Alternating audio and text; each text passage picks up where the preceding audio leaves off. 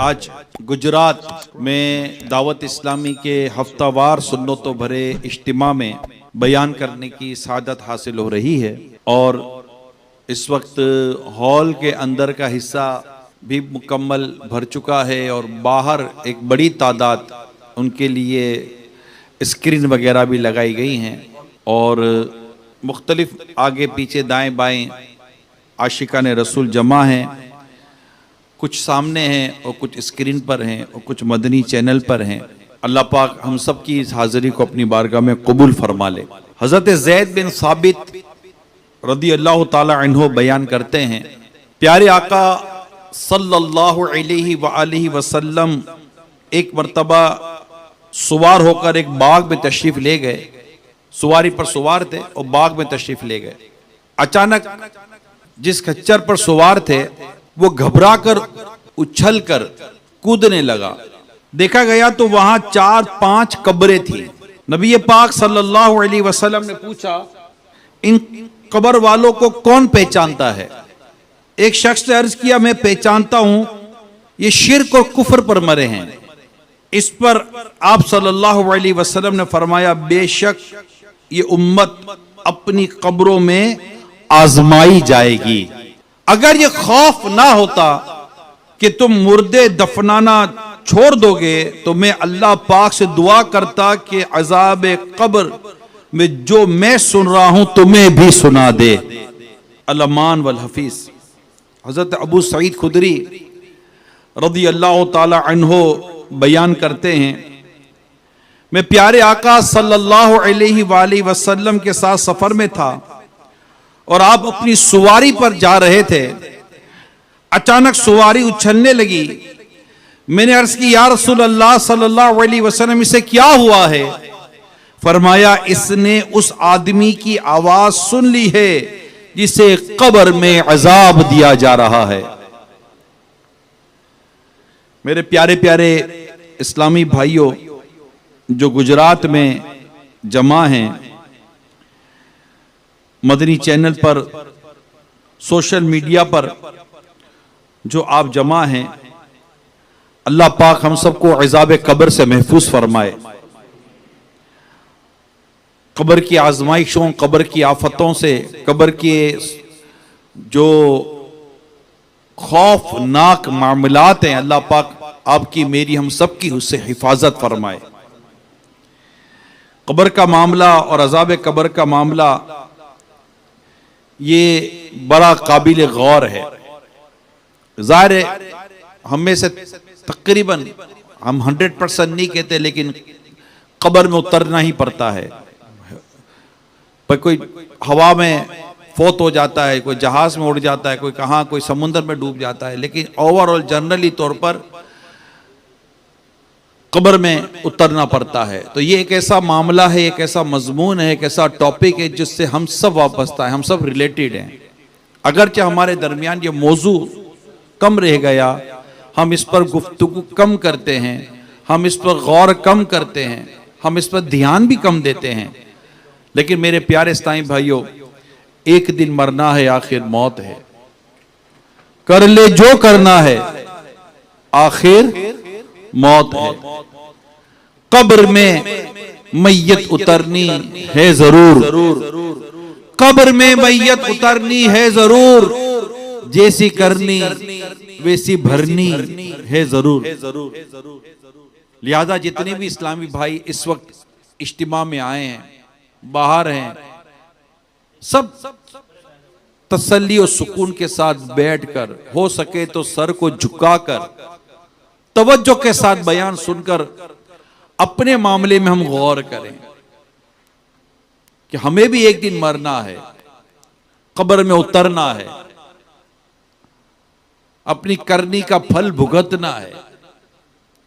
कब्र जन्नत के बागों में से एक बाग है या जहन्नम के घरों में से घरा, और हम नहीं जानते कि हमारी कब्र का क्या इल्म होगा। कब्र अव्वल तो होती बहुत तंग है, फिर वहां का इंतहाई वहशतनाक अंधेरा, तन्हाई, अजीज रिश्तेदार, दोस्त अहबाब और दुनियावी साजो सामान छूटने का सदमा इंसान का दिल तड़पा देने के लिए इतना ही काफी है। कि वो अकेला होता है। अभी सफर करना है आपको कहीं, आप अकेले सफर नहीं करते, आपको कोई दोस्त चाहिए, आपको कोई रिश्तेदार चाहिए, आपको कोई साथी चाहिए। अकेले में वहशत होती है, अकेले में घबराहट होती है, कमरे में घबराहट होती है। कोई साथ चाहिए होता है, कोई बात करने के लिए, कोई दिल बहलाने के लिए साथ चाहिए होता है, कोई ताउन करने के लिए, मदद करने के लिए साथ चाहिए होता है। लेकिन याद रखिए, कब्र में कोई साथ नहीं होता। कब्र में हम होते हैं और हमारे आमाल होते हैं। रिश्तेदार साथ आते हैं, दोस्त साथ आते हैं, मगर सब कब्र में हमें दफना कर चले जाते हैं। और यही होता है, और यही तरीका भी यही है। फिर हम होंगे और हमारी कब्र होगी। याद रखिए, जो गुनाहगार हैं, अल्लाह और रसूल की नाफरमानियां करने वाले हैं, नमाज़े कज़ा करने वाले हैं, ज़कात फर्ज होने के बावजूद अदा ना करने वाले हैं, सूद का लेन देन करने वाले हैं, शराबे पीने, दाढ़ियां मुंडाने, एक मुट्ठी से घटाने वाले हैं, वालिदैन को सताने वाले हैं, गीबत और चुगलियां करने वाले हैं, गाने बाजे सुनने वाले, फिल्में ड्रामे देखने वाले हैं, मुसलमानों को नाहक तकलीफें पहुंचाने वाले हैं, गरीबों को सताने वाले हैं, दूसरों के हुकूक पामाल करने वाले हैं, नाफरमान, गुनाहों का बाजार गर्म करने वाले, अल्लाह ना करे उसकी रहमत से महरूमी हुई और कब्र में गुनाहों की पकड़ हो गई, तो इस तन्हाई और वहशत और इंतहाई सदमों के साथ साथ अजाब भी मुसल्लत हो सकता है। मेरे प्यारे इस्लामी भाइयों, कब्र का अजाब इंतहाई सख्त है। जब गुनाहगार कब्र में उतरता है तो कब्र बहुत सख्त लहजे में उसे डांटती है। फिर कब्र की दीवारें आपस में मिलना शुरू हो जाती हैं, मिलती जाती हैं, यहां तक के मुर्दा इन दीवारों के दरमियान आकर पीस जाता है, उसकी पसलियां एक दूसरे में पैवस्त हो जाती हैं। कब्र में आग भी भड़क सकती है, सांप बिच्छू भी चिमट सकते हैं, अजाब देने वाले फरिश्ते लोहे के हथौड़ों से इंतहाई सख्त मार भी सकते हैं। बाज गुनाहगारों पर एक अंधा और बेहरा जानवर मुसल्लत कर दिया जाता है, जिसके पास लोहे का बड़ा सा हथौड़ा होता है, वो उस हथौड़े से मुर्दे को मारता है। बाजों को ऐसी मार मारी जाती है कि उनका जिस्म पिघल कर बह जाता है, फिर पहली हालत पर आ जाता है, फिर मारा जाता है। बाजों की कब्र में खौफनाक बड़े बड़े सांप मुसल्लत कर दिए जाते हैं, बाजों को आग की जंजीरों से जकड़ दिया जाता है और बाजों को आग का लिबास पहना दिया जाता है। ए मेरे प्यारे प्यारे इस्लामी भाइयों, मदनी चैनल के नाजरीन, मामला बड़ा नाजुक है। कब्र का मामला है, मामला कब्र का है, मामला तन्हाई का है, मामला वहशत का है। मेरे हर वो इस्लामी भाई, इस्लामी बहनें जो अपने आप को जानते हैं, पहचानते हैं कि हाँ यार, मैं नमाज में सुस्ती तो करता हूं, बिल्कुल मेरी नमाज में सुस्तियां हैं, फजर भी कज़ा हो जाती है। जो जानते हैं, जिनको पता है, झूठ तो मैं बोलता हूं, अपने झूठ को जानते हैं, अपनी खयानत को जानते हैं, अपने गुनाहों को जानते हैं। फिल्में ड्रामे देखने की आदत जो जानता है वो जानता है, उसको पता है मैं फिल्में ड्रामे देखता हूं, उसको पता है मैं गाने बजे सुनता हूं, उसको पता है मैं बदनिगाही करता हूं, उसको पता है कि मैं बेशर्मी का मुजाहिरा करता हूं, उसको पता है कि मैं अपने बच्चों की इस्लाम और दीन के मुताबिक तरबियत नहीं कर रहा, उसको पता है। उसको पता है कि मैं दाढ़ी मुंडाता हूं, शेव करता हूं, एक मुट्ठी से घटाता हूं, उसको पता है मैं सूद का लेन देन करता हूं, उसको पता है मैं रिश्वत का लेन देन करता हूं, उसको पता है कि फर्ज होने के बावजूद बिला इजाजत शरई रमजान के फर्ज रोजे में छोड़ देता हूं, ज़कात फर्ज होने के बावजूद या तो देता ही नहीं हूं, अगर देता हूं तो पूरी नहीं देता। उसको पता है कि मेरे जुल्मन किसी की जायदाद पर कब्जा किया है, उसको पता है कि मैंने वारिसों का माल खाया है, उसको पता है कि मैं शराब पीता हूं, उसको पता है कि मैं जुआ खेलता हूं, उसको पता है कि मैं नशा करता हूं, उसको पता है कि मैं मां बाप को सताता हूं, उसको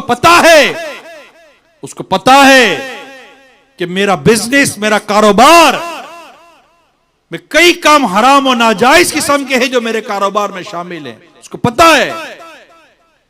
क्या वो ये नहीं जानता कि अगर मैं इन्हीं गुनाहों के होते हुए, इन्हीं बुराइयों के होते हुए, इन्हीं बेशर्मियों के होते हुए, इन्हीं नाफरमानियों के होते हुए अगर तौबा किए बगैर, अल्लाह को राजी किए बगैर कब्र में उतर गया, मेरा बनेगा क्या?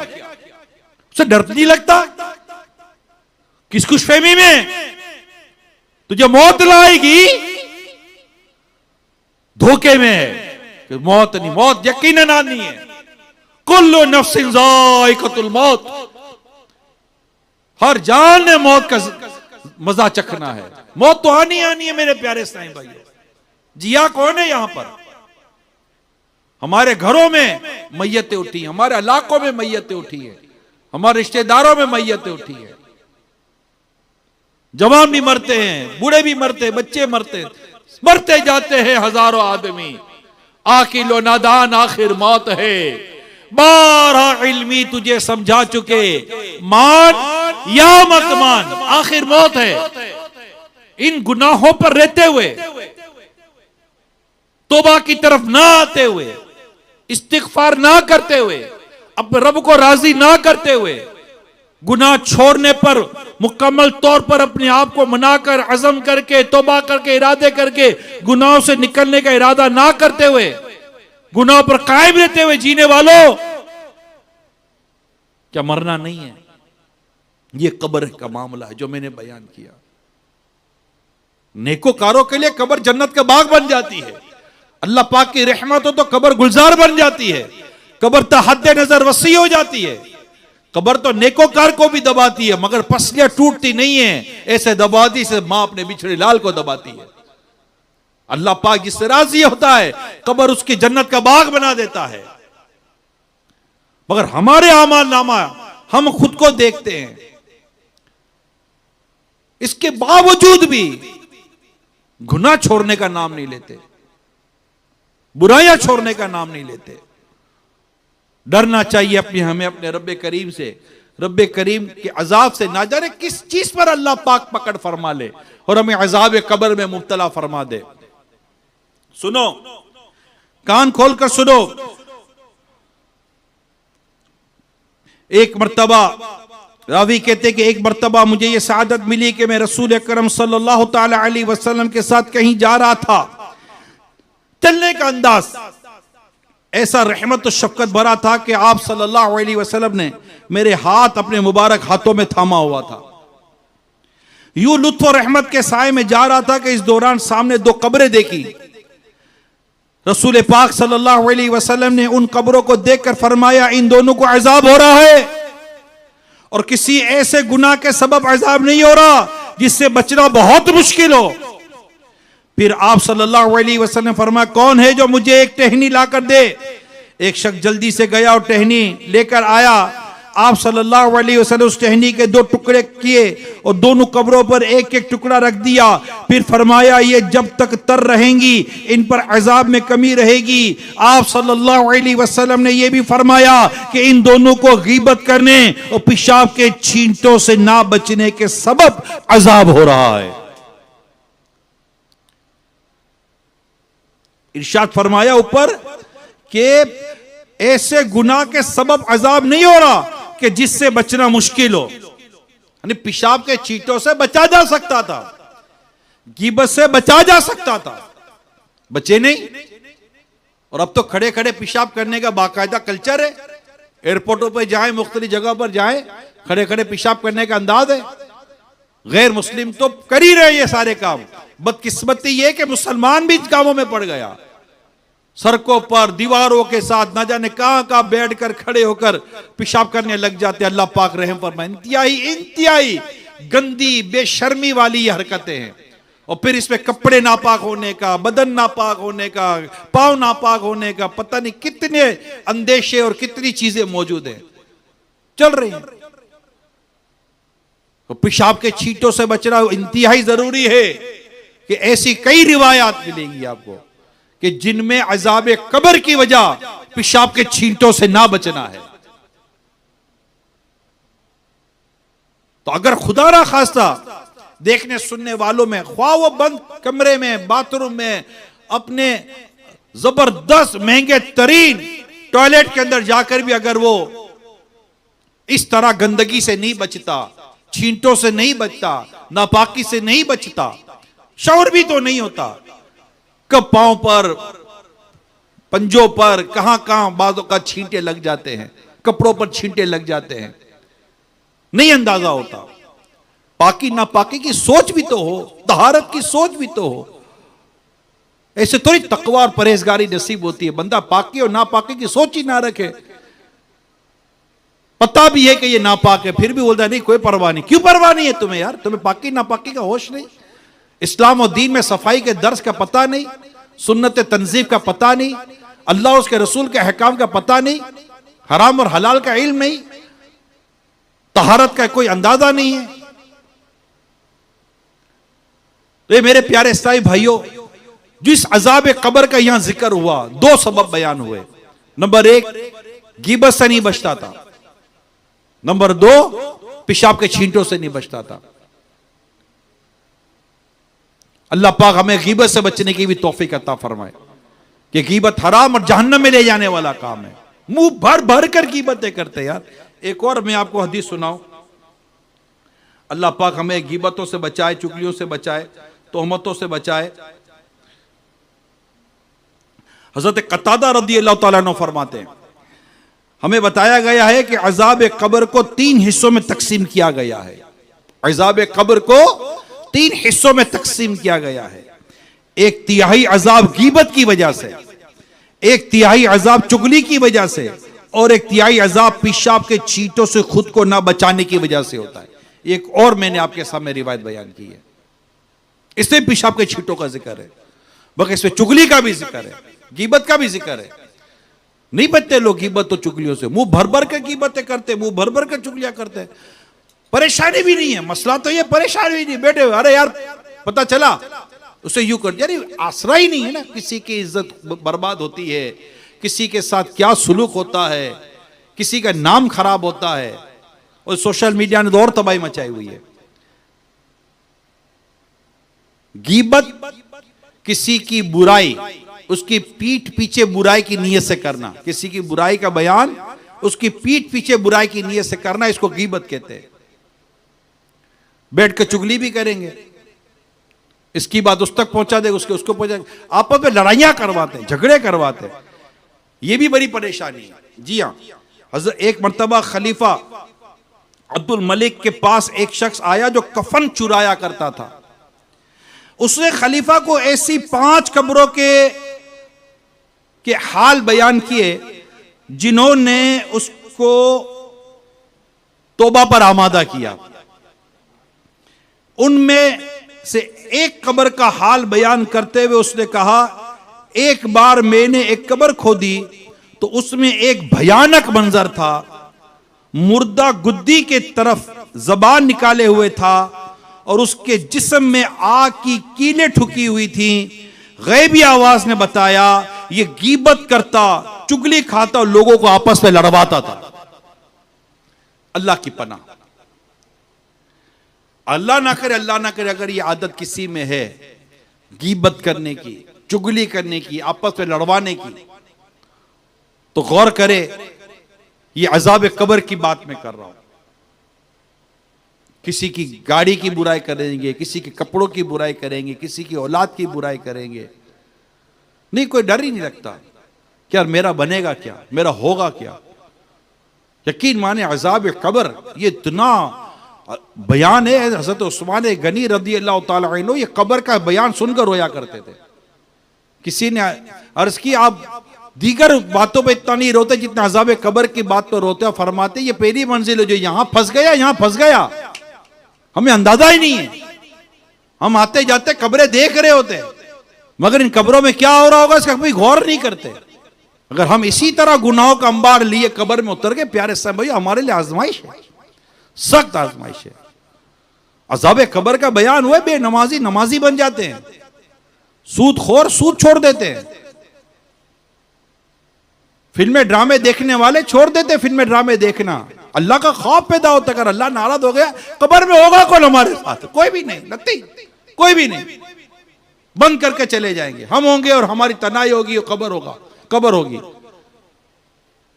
फरिश्ते आएंगे, सवाल जवाब करेंगे, डांट कर सवाल जवाब करते हैं, झड़क कर सवाल जवाब करते हैं, चीखो पुकार कब्र की सुनी जाती है। और बाकायदा किताबों में अज़ाब कब्र जाहिर किया गया है, दिखाया गया अज़ाब कब्र, बल्कि ये सवाल किताबों में लिखा हुआ है कि क्या बात है कि मुसलमान पर होने वाला अज़ाब कब्र दिखा दिया जाता है, मगर गैर मुस्लिमों पर होने वाला अज़ाब कब्र नहीं दिखाया जाता। ये बाकायदा ज़वाजिर अन इख्तिलाफिल कबाइर, इस किताब के अंदर ये सवाल नकल किया गया है कि मुसलमानों पर होने वाला अज़ाब कब्र दिखाया जाता है, मगर गैर मुस्लिमों के अज़ाब कब्र को दिखाया नहीं जाता। इरशाद फरमाया कि गैर मुस्लिम के अज़ाब कब्र में शक किया है, मुसलमान का अज़ाब कब्र दिखाया जाता है ताकि मुसलमान इबरत हासिल करे। और बताया जाता है, प्यारे आका सल्लल्लाहु अलैहि वसल्लम ने बताया कि सबब क्या था अज़ाब कब्र का, और आका सल्लल्लाहु अलैहि वसल्लम ने अज़ाब कब्र को सुना है। ए मेरे प्यारे इस्लामी भाइयों, गुजरात में जमा होने वालों, हॉल में जमा होने वालों, बाहर खुले आसमान पर जमा होने वालों, वहां स्क्रीन पर हो, दाएं बाएं जहां जहां जगह मिली है, आप सबके लिए जो इंतजाम किया गया है, मदनी चैनल पर जो आप जमा हुए हैं, अल्लाह पाक हम सबको सच्ची तौबा की तौफीक अता फरमाए। मान जाना चाहिए, मान जाना चाहिए। अल्लाह मुझे भी नेक बनाए, अल्लाह आपको भी नेक बनाए, अल्लाह हम सबको नेक बनाए कि हम मरने से पहले सच्ची तौबा कर लें। और उसके लिए हमें अपनी सोहब्बत बदलनी पड़ेगी। अपने दोस्तों को पता भी है कि इस दोस्त के साथ मैं खराब होता हूं, पता है कि मैं यहां बैठता हूं तो खराब होता हूं, पता है कि मैं यहां जाता हूं तो खराब होता हूं, लेकिन फिर भी कहते ना कि जिस तरह बुराई की लत पड़ जाती है ना, इस तरह बुरे दोस्तों की भी लत पड़ जाती है, लत पड़ जाती है बुरे दोस्तों की कि यार इसी के साथ मुझे मजा आता है। मजा इसके साथ गुनाह करने में आता है, क्योंकि ये आपका गुनाह में माविन है। ऐसे लोगों की अगर किसी के साथ दोस्ती हो जाए ना कि यार अब इसके साथ रहा करो, तो नहीं ज्यादा चलता, क्योंकि वो उसको बात बात पर नमाज का बोलेगा, बात बात पर उसको गुनाह से बचने का बोलेगा, बात बात पर उसको नेकी करने का कहेगा। अब उसकी दोस्ती उसको अच्छी नहीं लगेगी। आप समझ रहे मैं क्या कहना चाह रहा हूं? यानी एक ऐसा दोस्त, एक ऐसा रफीक, ऐसा साथी हमें अगर मिल जाए जो हमें गुनाह पर टोके, नहीं यार ये गुनाह का काम है, ये मत करो, ये बुराई का काम है, ये मत करो, ये नमाज का वक्त है आओ नमाज पढ़ते हैं, ये इबादत का वक्त है इबादत करते हैं, यार आप झूठ बोलते हो आप झूठ नहीं बोलो, ये 2-4 दफा हमको टोकेगा बोलेगा ना, यकीन मानो उसके साथ दोस्ती खत्म कर देंगे, मजा ही नहीं आएगा। अरे यार लड़का सही नहीं है। क्यों सही नहीं है?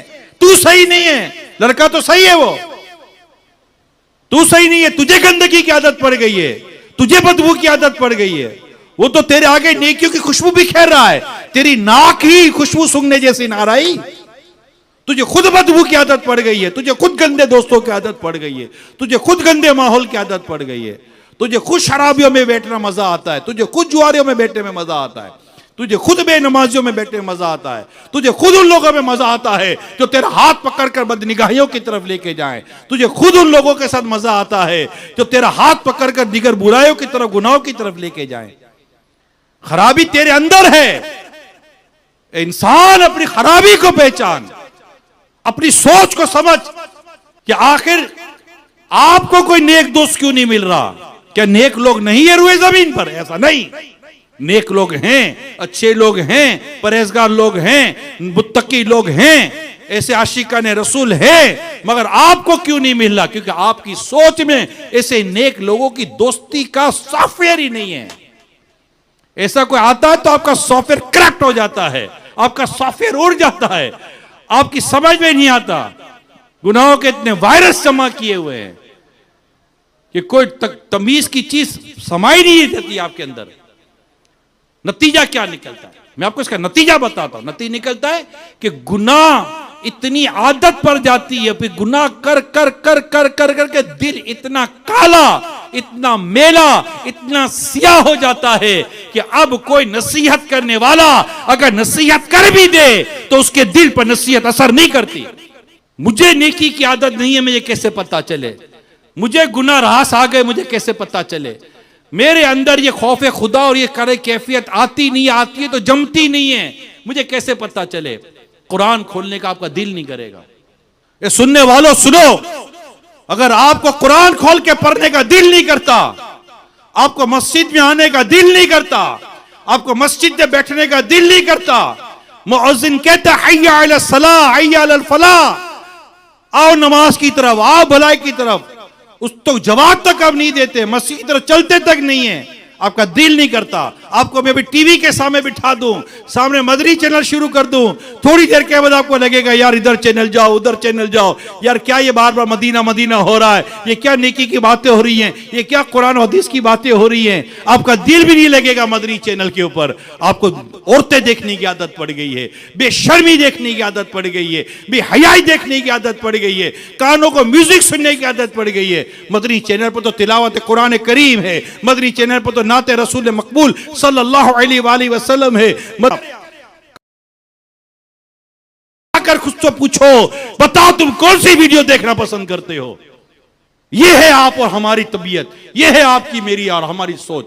जिसको अल्लाह उसके रसूल का दीन पसंद होता है, उसे मोहब्बत होती है, पसंद से मुराद काम में सही मायने मोहब्बत होती है, वो नेकी की दावत देखेगा, वो परहेजगारी की बातें देखेगा, वो कुरान और हदीस की बातें देखेगा, वो कुरान और हदीस की बातें पढ़ेगा, वो कुरान को पढ़ेगा, वो कुरान को सुनेगा, वो काबा देखेगा, वो मीठा मीठा मदीना देखेगा, वो गुनाह भरे मनाजिर नहीं देखेगा, फिल्में ड्रामे गाने बाजे नहीं सुनेगा, अपनी निगाहों को गंदा नहीं करेगा।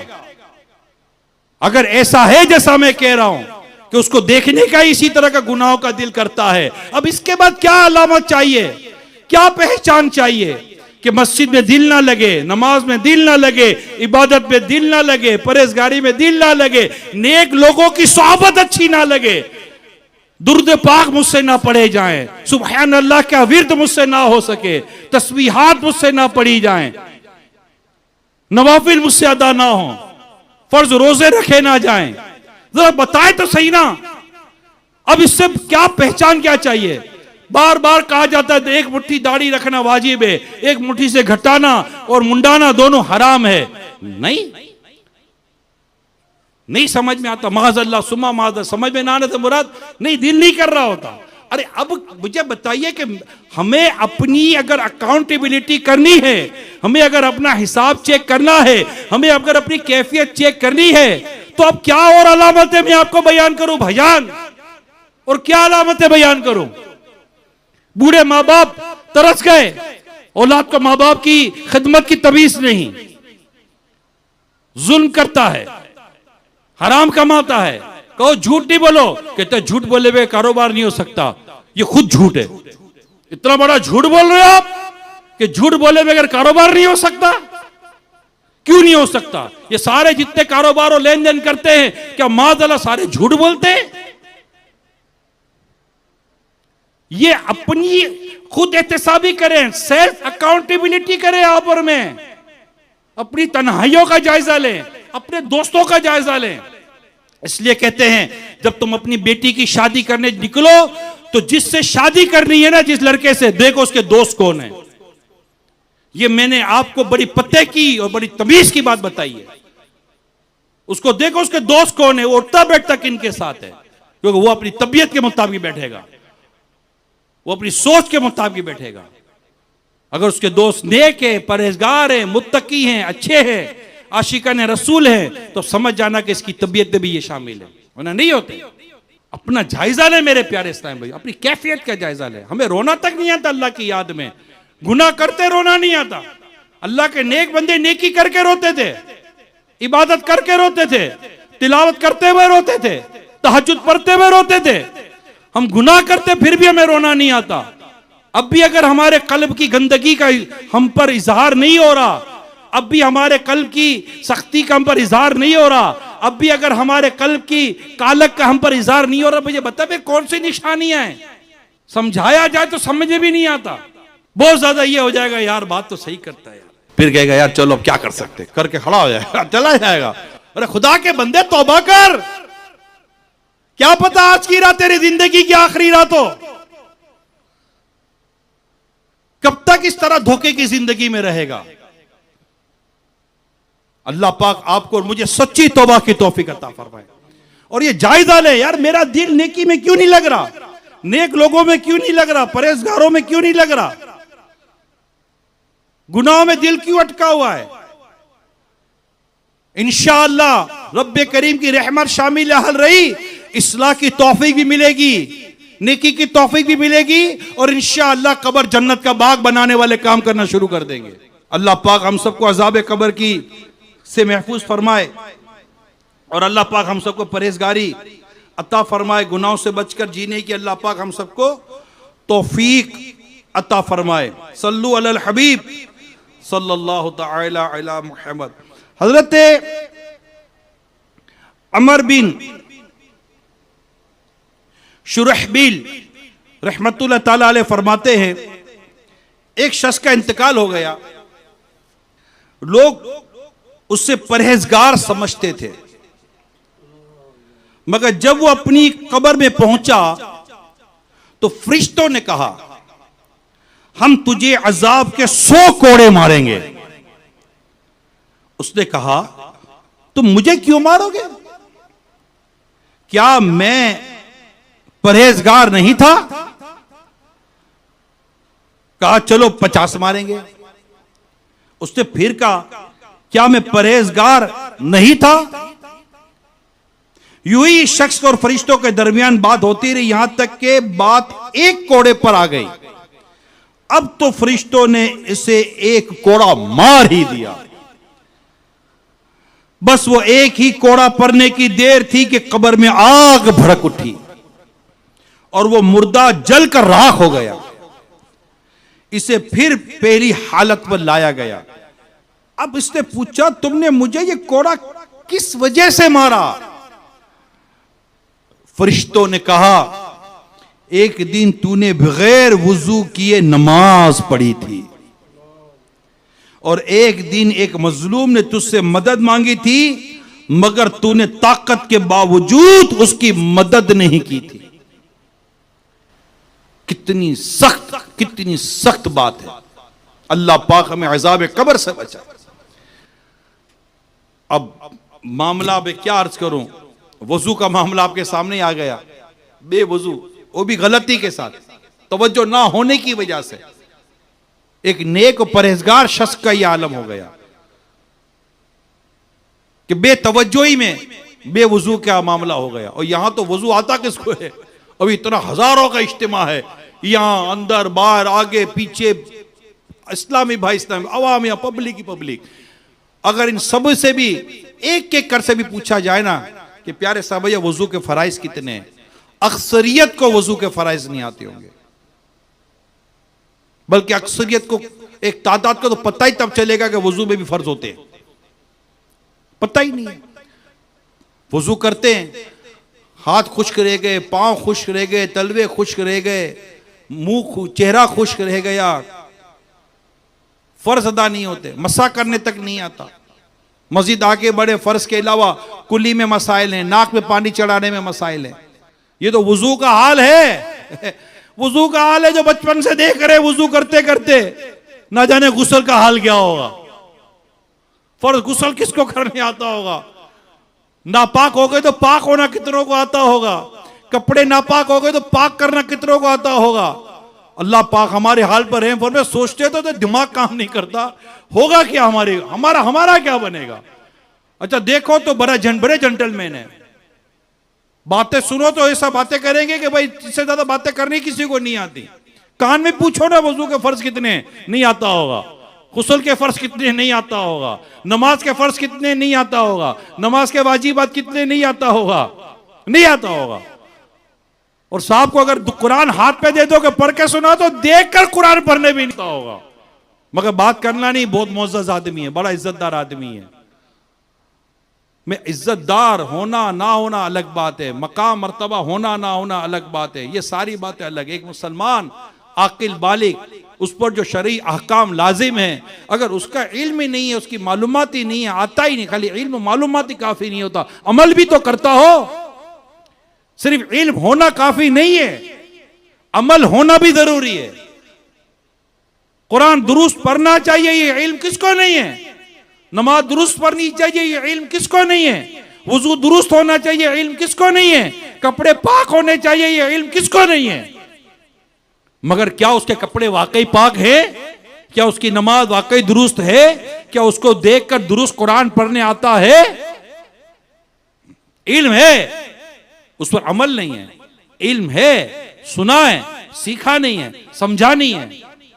जिंदगी इसी तरह गुजर रही है। अभी आप गौर कर ले अपने शबो रोज पर। आज का दिन देख ले, जुमेरात का, किसने अपना कुरान दुरुस्त करने की कोशिश की? किसने अपना वुजू दुरुस्त करने की कोशिश की? आप में से कोई 40 साल का, कोई 50 साल के, कोई 60 साल के, कोई 60 से प्लस बेटे हैं, कोई 15 प्लस बेटे हैं, कोई 20 प्लस बेटे हुए हैं। अलग अलग उम्रों के हमारे नौजवान इस्लामी भाई आशिकाने रसूल मौजूद हैं, मदरी चैनल पे मौजूद हैं, इस्लामी बहनें मौजूद हैं। अगर कोई भी ईमानदारी से, खुद से तो झूठ मत बोलो भाईजान, खुद से तो सच बोलो, खुदा का वास्ता देता हूं आपको यार, खुद से तो सच बोलो।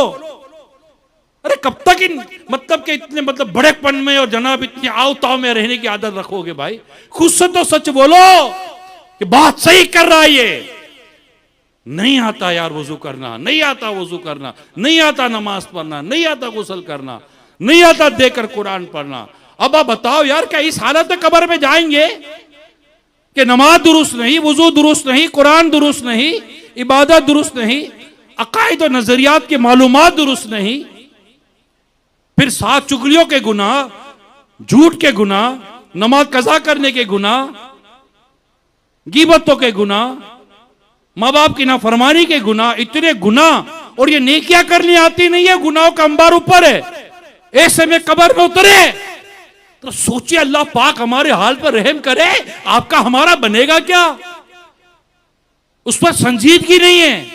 एक और ये मसला बयान कर रहा हूं मैं आपको।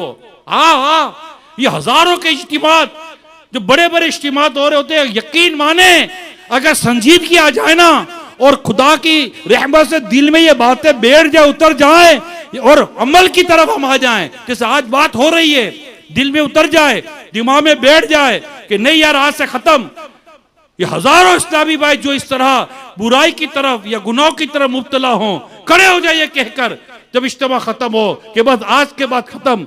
यकीन माने देखते ही देखते हमारा माशरा मदीने की तरफ चलना शुरू कर दे। संजीदगी नहीं है, हम सीरियस नहीं है, अज़ाब कब्र के ताल्लुक से सीरियस नहीं है। फिर एक और इससे बड़ी मुसीबत बयान कर रहा हूं, ऐसा ना हो कि गुनाहों की वजह से ईमान बर्बाद हो जाए। कोई नशे की आदत ईमान बर्बाद कर दे, कोई नमाज कज़ा करने की आदत ईमान बर्बाद कर दे, कोई बदकारी की आदत ईमान बर्बाद कर दे, कोई शराब की आदत ईमान बर्बाद कर दे, कोई झूठ की आदत ईमान बर्बाद कर दे। पता भी तो नहीं है ना कि मेरा कौन सा गुनाह मेरे रब को इतना नाराज कर दे कि अल्लाह पाक अपने गजब से मेरे ईमान को सल फरमा ले। खुदा ना खास, अल्लाह ना करे, और मौत के बाद कलीमा नसीब ना हो और बुरा खात्मा हो जाए, माज़ अल्लाह सुम्मा माज़ अल्लाह। अल्लाह पाक आपको मुझे बुरी मौत से बचाए, अल्लाह पाक आपका मेरा ईमान सलामत रखे। ये गुनाह की आदत जमती जाती है ना, यकीन माने इसको आज ही खत्म करना पड़ेगा, वरना हम गुनाह करते करते कमजोर और गुनाह की आदत और मजबूत हो जाएगी। इसकी मिसाल को यूं समझिए, लोग कहते रहे कर लेंगे कर लेंगे कर लेंगे, नहीं, समझाने के लिए एक बड़ी अहम बात बयान की गई। एक शख्स दरख्त को उखेड़ने के लिए गया, दरख्त जोर लगा रहा है, दरख्त उखड़ जाए, दरख्त उखड़ जाए, दरख्त उखड़ जाए, बड़ा जोर दिया, बड़ा जोर दिया, बड़ा जोर दिया, दरख्त ना उखड़ा। फिर कहता है यार अगले साल आकर उखाड़ूंगा, अगले साल उसको निकालूंगा मैं। जब जाने लगा तो किसी ने कहा भाईजान अगले साल तुम कमजोर और दरख्त मजबूत हो चुका होगा, ये और जम चुका होगा, इसकी जड़ें और मजबूत हो गई होंगी। तो एक गुनाहों को मोहलत देने वालों, क्या समझा कि क्या गुनाह करने की आदत ये मजबूत नहीं हो रही? गुनाह करने की आदत से पुख्तगी दिल में जैसे नहीं कि गुनाहों की लत पड़ जाती है, इसको फौरन खत्म करना पड़ेगा। उसको रखना मुनासिब नहीं है, बिल्कुल दुरुस्त नहीं है। कर ले तौबा, कर ले तौबा, रब की रहमत है बड़ी, कब्र में वरना सजा होगी कड़ी। एक दिन मरना है, आखिर मौत है, कर ले जो करना है, आखिर मौत है। सल्लु अलल हबीब। मैं ईमानदारी की बात बताऊं, अभी जो एक फीलिंग आई है, मैं इस पर कैबिन के अंदर बैठा हुआ हूं, अभी यहां पंखा चल रहा था, ठंडा पंखा चल रहा था, ठंडी हवा वाला, बात पे कब्र की कर रहा हूं। अभी ये बंद हुआ, इससे गर्म हवा फेंकनी शुरू कर दी। आप सामने बैठे हैं, रोशनियां मौजूद हैं, मुझे अंदाजा है कि थोड़ी देर में ये सेट हो जाएगा। पसीने आ रहे हैं, घबराहट हो रही है, बयान करना मुश्किल हो रहा है। ये केबिन का हाल है। कब्र का आलम क्या होगा? बंदा सोचे कब्र का आलम क्या होगा, कब्र का आलम क्या होगा, कब्र की गर्मी कैसी होगी, कब्र की घबराहट कैसी होगी, कब्र की वहशत कैसी होगी। अल्लाह पाक हमें हिसाब कब्र से बचा ले। कब्र में गर न मोहम्मद के नजारे होंगे, हश्र तक फिर कैसे मैं तन्हा रहूंगा या रब। मस्ती चढ़ी हुई है बस हमको दुनिया में, हम भूल गए अज़ाब कब्र की बात, हम भूल गए। हमें किसी का महल देखकर याद आता है कि ऐसा महल कब बनाऊंगा, हमें कब्र देखकर कुछ याद नहीं आता कि मेरी कब्र का क्या बनेगा। हम भूल गए कब्र, उसके मामलात को भूल गए। प्यारे इस्लामी भाइयों, अल्लाह हमारे हाल पर रहम फरमाए, अल्लाह हमारे हाल पर रहम फरमाए, अल्लाह हमको नेक बना दे, अल्लाह हमें मुत्तकी बना दे। अल्लाहुम्मा अजिरनी मिनन नार, अल्लाहुम्मा अजिरनी मिनन नार, अल्लाहुम्मा अजिरनी मिनन नार। आमीन आमीन या रब्बल आलमीन बिजाई खातमिन नबिय्यीन सल्लल्लाहु अलैहि वसल्लम। बस अल्लाह संजीदगी दे और मान जाए, नमाजी बन जाए, परहेजगार बन जाए, अच्छे दोस्त ले ले। मैंने देखा है प्यारे इस्लाम भाइयों, बात माने या ना माने, मैंने नेक बनना अच्छे दोस्तों में पाया है, अच्छी सोबत में पाया है। जो अच्छी सोबत इख्तियार नहीं कर सकता, नेक सोबत इख्तियार नहीं कर सकता ना, वो बहुत मुश्किल कैसे जाएगा नेकी की तरफ। उसकी गैदरिंग उसको कहीं और ले जाएगी। जो नेक होते हैं वो तन्हाई में इबादत करते हैं। मेरे बुजुर्गों के वाकयात पढ़े, जब रात होती थी कोई नहीं देखता था तो खुश होते थे, वो पुकारते थे अब मजा आएगा, अब हमारे रब के सिवा हमें कोई नहीं देख रहा, पूरी पूरी रात इबादत करते थे। ऐसी रब की मोहब्बत उन्हें हासिल थी, ऐसी रब की मारिफत उन्हें हासिल थी। ऐसे ऐसे बुजुर्गों के वाकयात पढ़े जो तिजारत करते थे, शुबह हो जाता था तो काम छोड़ देते थे, माल छोड़ देते थे, लाखों करोड़ों मुबालगा करो, जैसे हमारी आती करसी बात करें, नफे छोड़ दिया करते थे। नहीं, हम गुनाह भरा काम नहीं करेंगे, हम ऐसा काम नहीं करेंगे जिसपे उम्मत का नुकसान होता हो। ऐसे ऐसे तिजारत करने वाले बुजुर्गों के वाकयात पढ़े, इबादत गुजारों के वाकयात पढ़े, नेक लोगों के वाकयात पढ़े, अल्लाह से डरने वालों के वाकयात पढ़े। जब इमाम हसन इमाम अबू हनीफा ने इशा की नमाज पढ़ी थी तो इमाम साहब ने किरात की थी, फमन यअमल मिस्काल ज़र्रतिन खैरन यरा वमन यअमल मिस्काल ज़र्रतिन शर्रन यरा। सूरह ज़िलज़ाल की तिलावत हुई थी, इसकी आखिरी आयत है। नमाज खत्म हो गई, लोग चले गए, रात भर इमाम आज़म अपनी दाढ़ी पकड़ कर खड़े रहे और अल्लाह से दुआ करते रहे, या अल्लाह तेरे बंदे नौमान को बख्श दीजिए, तेरे बंदे नौमान को बख्श दीजिए। जिससे जरा बराबर भी भलाई की वो भी देखेगा, जिससे जरा बराबर बुराई की वो भी देखेगा। ये आयत मैंने भी पढ़ी, आपने भी सुनी, आपने भी पढ़ी, किसी और ने भी सुनी। हमारी तबीयतों पर कितना फर्क पड़ा, हमारे दिलों की वो कैफियत ही नहीं है। इमाम आदम को किसी ने कह दिया इमाम अल्लाह से डरो, अब रोना शुरू हो गए, खौफ खुदा की बात सुनकर रोना शुरू हो गए। हमें क्या हुआ, हमें सुना, हमने वाकया बयान कर दिया, हमें कितना रोना आया, हमारे दिलों में कितना फर्क आ गया, हमें कितनी शर्मिंदगी, कितनी नदामत, कितना अफसोस हुआ कि नहीं यार मुझे नहीं करनी बुराई। याद गीबत, चुगली, दीगर अजाब, जिन जिन वजह, जो अजाब लिखी हुई है किताबों में बातें कि किन किन गुनाहों की वजह से अजाब कब्र हुआ, इस तरह की वाकया मैं सुना रहा हूं आपको, रिवायतें सुना रहा हूं। आपको एक और सुनाता हूं। हजरत अब्दुल हमीद बिन महमूद रहमतुल्लाह ताला फरमाते थे, अब्दुल्लाह इब्न अब्बास रज़ी अल्लाह ताला अन्हुमा की खिदमत में कुछ लोग हाजिर हुए और अर्ज की हम सफर हज पर निकले हुए हैं, मकाम सिफा पर हमारे काफिले का आदमी फौत हो गया है। हमने उसके लिए जब कब्र खोदी तो एक बहुत बड़ा काला सांप बैठा नजर आया जिसने कब्र को भर कर रखा था। उसे छोड़कर दूसरी कब्र खोदी तो उसमें भी वही सांप नजर आया।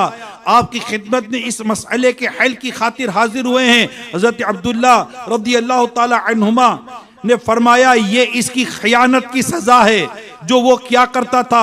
आप हजरात उसे इन दोनों में से किसी एक कब्र में दफन कर दीजिए। खुदा की कसम अगर इस दुनिया की सारी जमीन भी खोद डालोगे तब भी हर जगह यही कुछ पाओगे। बिल आखिर हमने उसको सांप भरी कब्र में दफना दिया। वापस आकर हमने उसका सामान उसके घर वालों को दे दिया। इसकी बेवा से इसके अमाल के बारे में सवाल किया तो उससे बताया ये खाना बेचता था और उसमें खयानत करता था। इस तरह के इसमें से अपने घर वालों के लिए कुछ निकाल लेता था, फिर कमी पूरी करने के लिए उसमें उतनी ही भूसे की मिलावट कर दिया करता था। अभी आपने जो वाकया सुना, खयानत करने वाले, मिलावट करने वाले का किस कदर अजाब बयान किया गया। ये तिजारत करने वालों, कारोबार करने वालों, छोटा बड़ा, रिटेल, होलसेल, जो भी कारोबार आप करते हैं, प्रॉपर्टी का बिजनेस, बिल्डिंग बनाने का बिजनेस, सोने का बिजनेस, हीरो का बिजनेस, लोहे का बिजनेस, पत्थर का बिजनेस, जो भी बिजनेस करते हैं, कपड़े का कारोबार, जैसा ही कारोबार करते हैं, अनाज बेचते हैं, किचन चलाते हैं, राशन बेचते हैं, जो भी कारोबार करते हैं, गौर करें कि कारोबार में खयानत तो नहीं हो रही, मिलावट तो नहीं हो रही, बददियानती तो नहीं हो रही। कहीं ऐसा ना हो कि कोई एक खुदा ना खास्ता बड़ा जुर्म, बड़ा गुनाह हमें अज़ाब कब्र में मुब्तला कर दे। कोई बचाने नहीं आएगा। या आओ भगत करने वाले, वाह वाह करने वाले, पैसों की वजह से शोहरत देने वाले, बाजार इज्जत करने वाले, सारे कंधों पर बिठाकर लाद कर कब्र में उतार कर आ जाएंगे।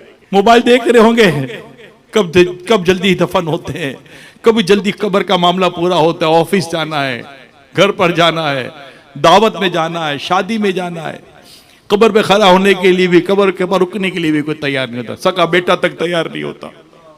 बड़ा बुरा हाल है, बड़ा बुरा हाल है। उस पर बंदा कितना पछताएगा कि ये मेरी दुनिया में इज्जत करने वाले, दुनिया में आओ भगत करने वाले, ये सब किधर चले गए। आह गाफिल, वो क्या जगह है जहां 5 जाते हैं 4 फिरते हैं। अल्लाह हमारे हाल पर रहम फरमा। हलाल, सिर्फ हलाल कमाना है, सिर्फ हलाल कमाना है। मालूमात लें, अपने कारोबार को चेक करें, अपने जिंदगी का जो भी आपका वे ऑफ अर्निंग है, आप जॉब करते हैं, सर्विस प्रोवाइडर है, कुछ भी आपका कारोबार है, आमदनी का जो भी जरिया आपने इख्तियार किया है उसको चेक करें कि इसमें कोई हराम या नाजायज की मिलावट ना हो, या हराम और नाजायज काम ना हो, हराम और नाजायज आमदनी ना हो। घर वाले भी अपने घर वालों का जहन बनाए, औरतें भी जहन बनाए। इमाम गजाली लिखते एक दौर था कि जब घर का मर्द कमाने निकलता था तो बेटी और बीवी कहते थे कि हमारे मामले में खुदा से डरना, हम भूख बर्दाश्त कर लेंगे लेकिन अजाब बेकब्र बर्दाश्त नहीं कर सकेंगे। यहां तो घर वाले ही उभारते कुछ कर आओ। पता भी होता है कि हराम और नाजायज आमदनी का जरिया बनाया हुआ है, फिर भी घर वाले खुश हैं, ऐश हो रहा है, यानी कि वो लिविंग स्टैंडर्ड हाई हो रहा है। अब कुछ बोलना है, सब कब्र भूलना, मौत को भूलने की वजह से है। अगर कब्र याद हो, मौत याद हो, ये डर बैठ जाए कहीं मेरा ईमान बर्बाद ना हो जाए। अल्लाह पाक की खुफिया तदबीर, यानी अल्लाह पाक का छुपा हुआ फैसला हमारे बारे में क्या है, इसका डर होना चाहिए। और अल्लाह करे ये मौजू हमारी गुफ्तगू का हिस्सा बन जाए। हजरत उमर बिन अब्दुल अजीज रहमतुल्लाह ताला अलैह, जिन्हें खिलाफत राशिदा में शुमार किया जाता है, ये बाकायदा प्री प्लान मौत का वाज और मौत का बयान सुनते थे, इसका एहतिमाम करते थे। इतनी बड़ी सल्तनत के खिलाफत थी इनकी, इतनी बड़ी सल्तनत, इतनी बड़ी खिलाफत थी, मगर मौत का बयान सुनते थे। हमारे अंदर ये है नहीं कि मुझे बार बार मौत की बातें सुनाई जाए, बार बार कब्र की बातें सुनाई जाए, बार बार अल्लाह से डराया जाए, बार, क्योंकि दिल पर ते बहुत मोटी है, गंदी इतनी मोटी धूल की ते जमी हुई है, ये एक आध बार से झड़ती नहीं है, इसको ठीक ठाक रगड़ना पड़ेगा। एक बच्चे को देखा गया कि वो स्लेट जो होती है, लिखते जिस पर तख्ती, उस पर कुछ लिखा था तो मिटा रहा था, तो मिट नहीं रहा था, तो उसने रस्सी ली और रस्सी से उसको रगड़ना शुरू कर दिया। तो एक शख्स ने देखकर कहा कि बच्चे क्या कर रहे हो? कहा इसको साफ कर रहा हूं, ये साफ नहीं हो रही है। कहा इस तरह कोई साफ होती है? कहा हाँ होती है। कि कैसे? कहा तुमने कुएं से कभी डोल निकाली है?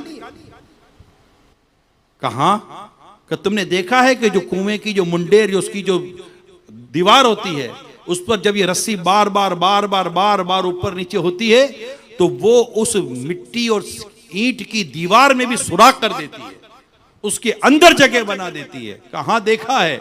तो कहा मैं भी यही कर रहा हूं कि बार बार बार बार जब मैं इसको रगड़ूंगा तो उसकी सफाई हो जाएगी।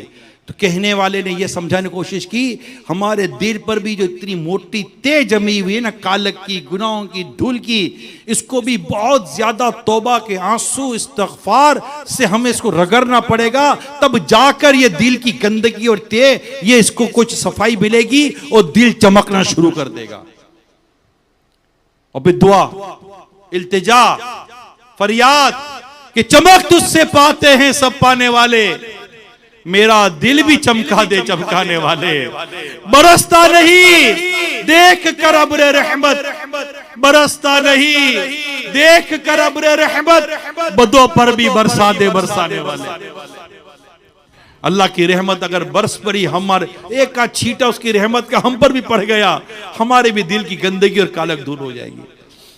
अल्लाह पाक हम सबको अमल करने की तौफीक अता फरमाए। बस अपनी सोहबत बदल दें, अपनी दोस्तियां बदल दें, अपना माहौल बदल दें, नेक परहेजगार आशिकान रसूल यानी दावत इस्लामी की सोहबत भी इख्तियार कर लें। जबरदस्त सोहबत है दावत इस्लामी वालों की, और सोहबत से ये दोस्तियां नहीं जैसे दोस्ती हो गई तो घूमने चले गए, घूमे, है तो दावत इस्लामी वाला ना, नहीं।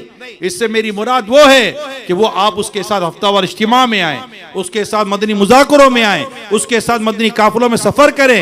यानी एक नहीं, सोहबत से मुराद एक दोस्ती नहीं, गैदरिंग, दावत इस्लामी का माहौल ले लें और इन आशिकाने रसूल के साथ मदनी काफिलों में सफर करें, नेक अमाल का रिसाला ले, इसको पूरा करें। ये 72 नेक अमाल, 92 नेक अमाल, 63 नेक अमाल, 40 नेक अमाल मुख्तलिफ शोबा जात के ताल्लुक से, इससे ले। मदरसतुल मदीना बालिगान में शिरकत करें, कुरान पढ़ें। दिलों को जंग लग जाता, आका फरमाते दिलों के जंग का इलाज मौत को याद करना और कुरान करीम की तिलावत करना है। मदरसतुल मदीना बालिगान में इंशाअल्लाह दिलों का जंग दूर होता है।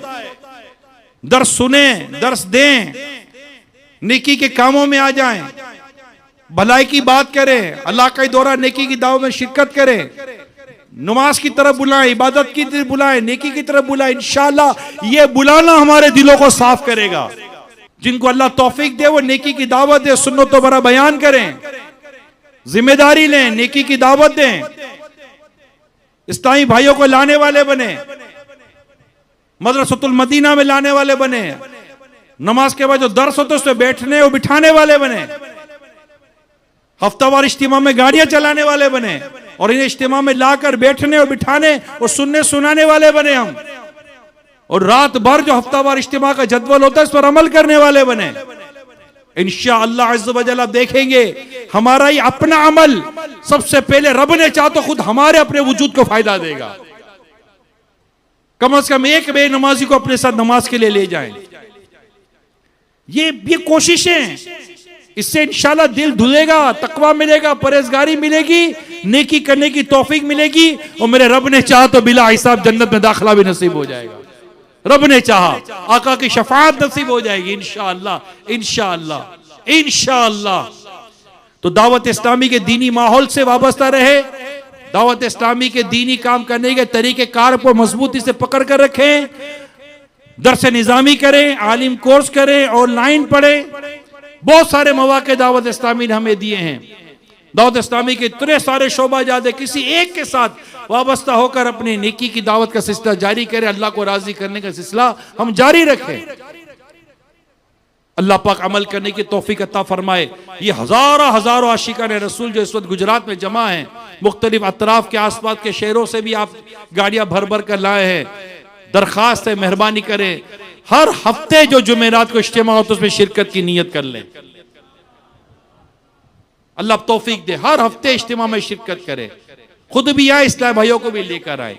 इंशाअल्लाह आपके इलाके में दावत इस्लामी के 12 दीनी काम और इस्लामी बहनें अगर 8 दीनी कामों को मजबूत करेंगे, इंशाअल्लाह मस्जिद आबाद होंगी, नेकियों का दौर दौरा होगा, गुनाह दम तोड़ते चले जाएंगे और अच्छी अच्छी सोबतें, अच्छा माहौल हमें नसीब होगा। अल्लाह पाक हम सबको अमल करने की तौफीक अता फरमाए। जिन्होंने इज्तिमा की तैयारी की, आए लाए, भाग दौड़ की, दर्स दिया, बयान किया, नेकी की दावत आम की, चौक दर्स दिए, अंदर बैठे, जिनको अंदर जगह नहीं मिली, बाहर बहुत बड़ी तादाद, तो आस पास दाएं बाएं जो भी बैठे हैं, स्क्रीन पर हैं, अल्लाह पाक आप सबको दुनिया और आखिरत की भलाइयां नसीब फरमाए। आप सबका और हम सबका जमा होना कबूल फरमाए।